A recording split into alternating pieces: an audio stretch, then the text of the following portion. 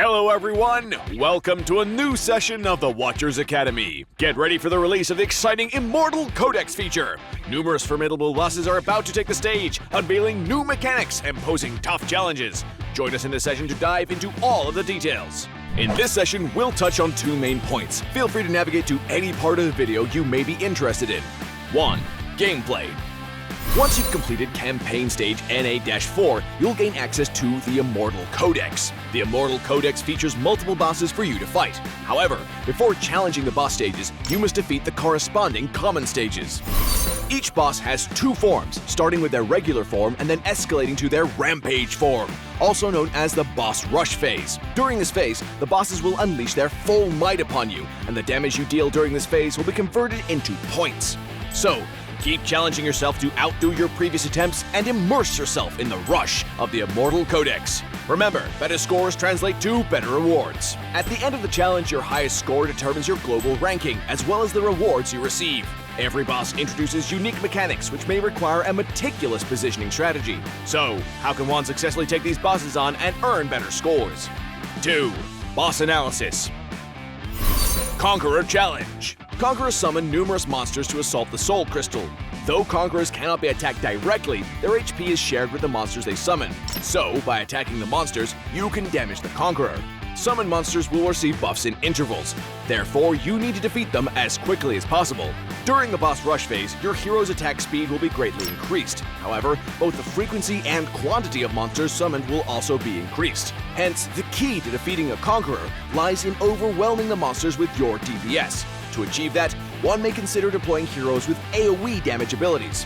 Unfortunately, due to terrain restrictions, only ground-based heroes can be deployed for this challenge. So, we recommend fighters like Ardea, Cyrus, and Valkyra who excel in dealing devastating AoE damage. If your team has no healers, it is advisable to include a defender like Constance or Mariel, capable of providing sustained healing to the team and ensuring your team's survival. Heroes from the Sacrifice School, such as Cerberus and Atrox, are also excellent choices when challenging Conquerors. Wasteland Titan Challenge. The Wasteland Titan has extremely high defense and is also immune to all debuffs and CC effects. Moreover, its attack can inflict an anti-healing status. Among the heroes, only Iona can deal effective damage to it. The Wasteland Titan can inflict powerful AoE damage and an anti-healing effect. In order to counter it, sufficient healing and strategic dispels must be kept up. In the boss rush phase, your heroes will gain a surge in attack speed and rage regen, and the Wasteland Titan will only unleash AoE damage skills. Iona, who also gains enhancements, brings 6 clones into the battle. Each clone can inflict substantial damage on the Wasteland Titan, but the Wasteland Titan's attack also intensifies over time. Therefore, keeping up the HP of Iona and her clones is critical to achieving higher scores. Considering the Wasteland Titan's attack inflicts anti-healing, it is essential to include at least one healing hero who is also proficient in dispelling, such as Elwyn or Maiden. In cases where healing is limited, the strategic sacrifice of clones positioned on the sides can help keep the DPS of the remaining clones going. Alternatively, heroes capable of providing robust shields such as Vortex can be deployed to avoid casualties in situations where healing is insufficient, thereby increasing the overall potential of your team. Lord of Styx Challenge. The Lord of Styx will periodically activate his Soul Keeper shield, which can only be shattered after enduring a barrage of attacks. Once broken, the Lord enters a state of vulnerability. However, failing to break the Soul Keeper shield in time will result in the Lord inflicting lethal damage on all the heroes in battle. As you progress into the boss rush phase, your heroes' attacks carry a fixed lifesteal effect, replenishing their HP based on a percentage of their maximum HP. But beware, the Lord of Styx's AoE damage becomes considerably more potent during this phase. Since the Soul Keeper shield is activated repeatedly, the number of attacks required to break it and the vulnerability multiplier both increase. In simpler terms, the shield grows thicker while the damage inflicted by heroes after breaking it escalates as well. To achieve a high score, it's crucial to deploy heroes with fast attacks, such as Setram, Salazar, Calypso, and Hatsut, in order to quickly shatter the shield.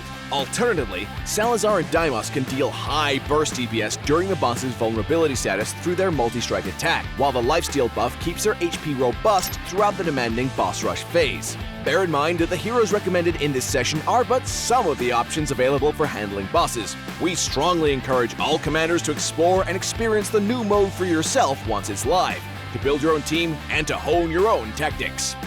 Alright, now let's take a look at practical tips for the Immortal Codex. Thank you for tuning in to this session of Watchers Academy.